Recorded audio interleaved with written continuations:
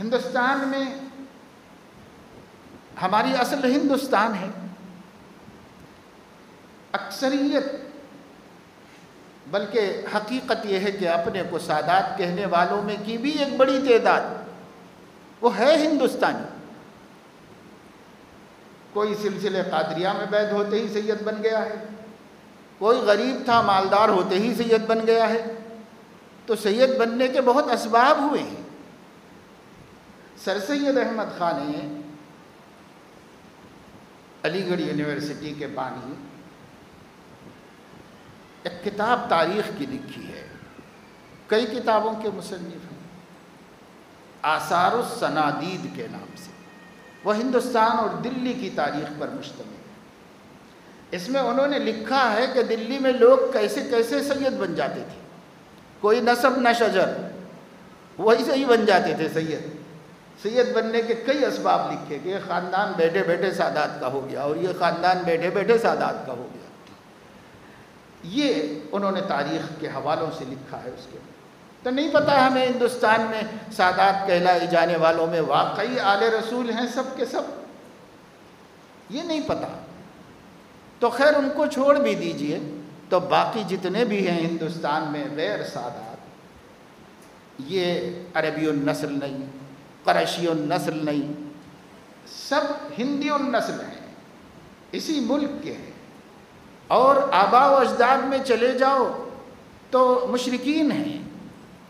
ان مشرکین کے سامنے جب اسلام پیش کیا گیا تھا، داعیان اسلام نے آ کر کے کچھ صحابہ، پھر تابعین کی بڑی تعداد، پھر اس کے بعد مسلم تاجرین، پھر اس کے بعد اولیاء اللہ ہندوستان میں آئے، یہ دعوت اسلام کے ساتھ آئے، یہ کوئی کھانے کمانے کو نہیں آئے تھے، دعوت اسلام لے کر آئے تھے۔ اور اس اسلام کی دعوت کی برکت سے اس ہندوستان کی بڑی تعداد مسلمان ہوئی۔ پہلے تو کہاں تھے؟ جب فاتحین ہندوستان میں آئے اور ملک فتح کیا تو انہوں نے ملک کے لیے یہاں پر حملہ کیا اور ملک کو فتح کیا۔ اسلام ان کے مد نظر نہیں تھا، ان کے مد نظر جہانگیری تھی۔ جہانگیری کا مطلب پہلے زمانے کے بادشاہوں کا ایک شوق، اپنی کنٹری کو بڑی کرنا، بازو والوں کو اپنی طاقت بتانا اور ان کو کمزور کر کے اپنی کنٹری میں لے لینا، اس کو جہانگیری کا شوق کہتے ہیں۔ یہ جہانگیری کا شوق بادشاہوں کو یہاں تک لایا، لیکن یہاں پر دعات اسلام باقاعدہ اسلام کی دعوت لے کر آئے۔ ان لوگوں نے اسلام پیش کیا، سچے دلوں نے، سمجھدار لوگوں نے اس کو قبول کیا۔ لاکھوں لاکھ لوگ اس زمانے میں مسلمان ہوئے، ورنہ اگر صرف بادشاہی ہوتا تو ہو سکتا ہے اپنے زور اور اپنی طاقت اور اپنی قدرت سے وہ بادشاہ تو بن جاتا، مگر کس کا بادشاہ ہوتا؟ کفار و مشرکین ہی کا بادشاہ ہوتا۔ مسلمان کہاں ہیں وہاں؟ مسلمان تو تھے نہیں۔ اس لیے اسلام جب آیا، یہیں کے لوگ اسلام کو قبول کرتے چلے گئے، مسلمان ہوتے چلے گئے۔ اور اس زمانے میں جو سچے پکے تاجر آئے، وہ اگرچہ کہ کاروبار ہی کے لیے ہندوستان آئے، لیکن ان کے معاملات کی صفائی، ان کا دین، ان کی دیانت، ان کا تقوی، ان کا خوف خدا اور ان کے لین دین کی پاکیزگی، اسے دیکھ کر بہت سارے غیر مسلم مسلمان ہوتی۔ یہ مذہب اچھا ہے بھائی، یہ مذہب اچھے لوگوں کا ہے، اس کو اختیار کرنا چاہیے، تو ایسے مسلمان ہوتے چلے گئے۔ آپ تاریخ کی حقیقتوں کو جھٹلا نہیں سکتے، تاریخ سے منہ پھیر نہیں سکتے۔ لاکھوں لاکھ ہندو مسلمان ہوئے اس ملک میں آنے والے بیرونی اولیاء اللہ کی صحبت کی برکت سے، دعوت کی برکت سے، اور کروڑوں لوگ ہوئے بعض علاقوں میں۔ جو بنگال ہے وہ اصل ہندو علاقہ ہے، اصل ہندوستان کا ہندو علاقہ وہ بنگال ہے۔ آپ جو ہندوؤں نے جو ہے زمین کا دیوتا بنایا ہے کہ زمین کو بھی دیوتا مانتے ہیں وہ لوگ، تو جو زمین کا دیوتا ہے، جس کے بارے میں ہمارا بڑا اختلاف چلا کہ ایسا ترانہ پڑھیں جس میں زمین کی تعظیم بجا لائی جائے، جو بجائے عبادت ہے، جو حرام اور ناجائز اور شرک صریح ہے، تو اس کا اختلاف رہا، اب بھی ہے کہ بھئی ہم وندے ماترم نہیں بولتے، اس لیے نہیں بولتے کہ اس میں زمین کی پوجا کی جا رہی ہے، اور مومن اللہ کے علاوہ کسی کی پوجا نہیں کرتا۔ تو اس وجہ سے ہم نے شرک کو قبول نہیں کیا، اور انشاءاللہ کبھی بھی نہیں کریں گے۔ شرک اور مومن جمع کیسے ہو سکتے؟ یا توحید رہے گی یا شرک رہے گا، یا ایمان رہے گا یا کفر رہے گا، تو یہ دونوں کو جوڑا تو نہیں جا سکا، کبھی بھی نہیں جوڑا جائے گا، اس میں سمجھوتا ہی نہیں ہے۔ آگے کھانے پینے میں، لینے دینے میں سمجھوتا ہو سکتا ہے، لیکن اس میں کاہے کا سمجھوتا ہے؟ اس میں کوئی سمجھوتا نہیں۔ تو اس وجہ سے اس کو قبول نہیں کیا۔ لیکن ان کی جو دیوی ہے، جس کو وہ زمین سے تعبیر کرنے کے لیے ایک تخیل سے ایک خوبصورت ہاتھ میں تیر کمان لے کر کے ایک خوبصورت عورت کو انہوں نے دکھایا ہے، وہ پورے ہندوستان کے نقشے میں بنگال کی زمین میں سے نکلتا ہوا دکھایا، کیونکہ یہ اصل ہے ان کا مرکز، اور وہاں سے شرک کی ابتدا ہے۔ لیکن خدا کا کرنا کہ ایک بزرگ تشریف لائے جن کا نام کرامت علی ہے، رشیا سے آئے، اور اس زمانے میں تو ہندوستان تقسیم نہیں تھا، یہ بنگلہ دیش بھی نہیں تھا، یہ پاکستان بھی نہیں تھا، کچھ بھی نہیں تھا، وہ اکھنڈ بھارت تھا۔ تو ہندوستان میں آئے اور اس علاقے میں گئے جو اصلاً ہندو علاقہ تھا، اس علاقے میں یعنی بنگال میں۔ ڈھاکہ میں ان کی قبر ہے آج بھی، ڈھاکہ میں وہ رہے، جا کے قیام کیا وہاں، اور اس ہندو اکثریت علاقے کے اندر اسلام کی دعوت کچھ اس طریقے سے دی کہ تاریخ گواہ ہے کہ 2.5 کروڑ ہندو مسلمان بنے۔ ایک آدمی 2.5 کروڑ ہندو مسلمان بنے، اس لیے اب بنگال مسلم اکثریتی علاقہ ہو گیا، کچھ بنگلہ دیش بن گیا، اور جو اب بنگال ہے اس میں بھی ایک علاقے میں مسلمانوں کی بہت بڑی تعداد موجود ہے۔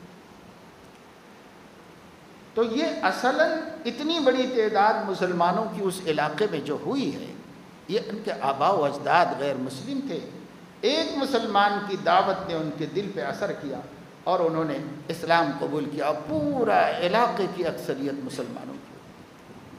کسی دور میں سب کے سب مسلم تھے وہاں پر۔ تو یہ دعوت لے کر آئے، اس طرح لوگ مسلمان ہوئے۔ پھر دلی میں لوگ مسلمان، اور مختلف ملکوں میں سفر کیا۔ حضرت خواجہ معین الدین اجمیری رحمہ اللہ کی تاریخ بتاتی ہے کہ ان کے ایک ایک سفر میں سینکڑوں، ہزاروں نہیں، بعض دفعے لاکھوں لوگ اسلام میں داخل ہوئے، اور اسلام کو انہوں نے پھیلایا اسلام کے تعارف سے۔ یہ بادشاہ لوگ نہیں تھے جو تلوار لے کے اور طاقت لے کے لوگوں کو مسلمان بنا رہے تھے۔ انہوں نے تو کنٹری کو لیا، زمینیں لی انہوں نے، لیکن جنہوں نے دل فتح کیے وہ اسلام کے داعی تھے، اللہ کے نیک بندے تھے، جو اسلام کا پورا یقین، ایمان کامل، توحید خالص کے ساتھ داخل ہوئے۔ ان سے اپنے کو متاثر ہونے نہیں دیا، لیکن اپنا ایمان، توحید ان کے اوپر اثر انداز کیا۔ اب لوگ مسلمان تو ہوتے چلے گئے، مگر ان کا رہن سہن، بود و باش، وہ دوسری اقوام کے ساتھ، جو نہیں مسلمان ہوئے ان کے ساتھ ہی رہتے تھے، انہیں محلوں میں رہے، بستیوں میں رہے۔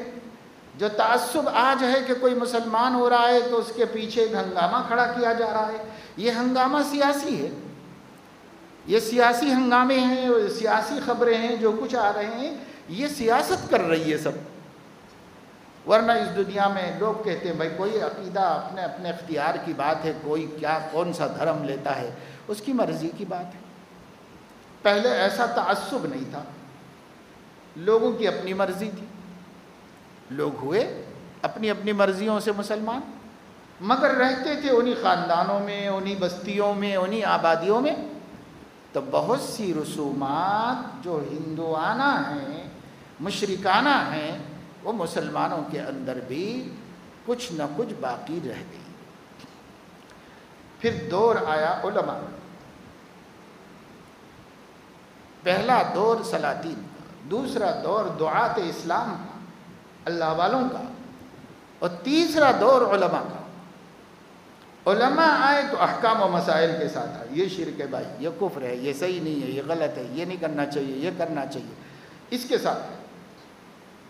اس سے پھر کافی تبدیلی آئی ہندوستانی مسلمانوں کے بود و باش میں، کہ وہ اب اپنے وضاقتہ، اپنی عبادتوں، اپنے شعائر کے ساتھ اپنے کو مسلمان بتاتے رہے۔ تو نمایاں فرق آیا کہ صاحب یہ مسلم ہیں، یہ غیر مسلم ہیں، اس طرح فرق آیا۔ لیکن پھر بھی بہت سی کمی کوتاہیاں رہ گئی۔ عقیدے درست ہوئے پہلے، پھر اس کے بعد اعمال صحیح ہوئے، معاشرت اب بھی صحیح نہیں تھی مسلمانوں کی۔ پھر الحمدللہ اللہ تبارک و تعالی شانہ نے شعور مسلمانوں کا زندہ کیا، دین کی محنتیں عام ہوئیں، اور اللہ کے دین کو صحیح طریقے پر پہنچانے کا سلسلہ شروع ہوا، اور گھر گھر پہنچ کر ایک ایک فرد کو اللہ کے دین کی بات بتانے لگے، تو معاشرت میں اور بھی تبدیلی آئی۔ تو اب اسلام ہندوستان میں الحمدللہ بہت سے مسلم کنٹریز سے بھی زیادہ مقدار میں موجود ہے عملی زندگی میں۔ اور جو ہم نے دعوت و تبلیغ کے ابتدائی دور میں حیدرآباد کا بھی حال دیکھا تھا، اب 40 برس کے بعد حیدرآباد کے اندر ہم اس مشرکانہ خیالات، بدعات، جہالتوں میں 80% کمی دیکھ رہے ہیں۔ اب بہت خاندانوں میں خاندانی روایات کے طور پر رہ گئی کچھ چیزیں، بس پیچھے سے چلا آ رہا ہے، ارے بڑے لوگ بول رہے ہیں، ایسے چل رہا ہے، بس تھوڑا تھوڑا سا کہیں کہیں۔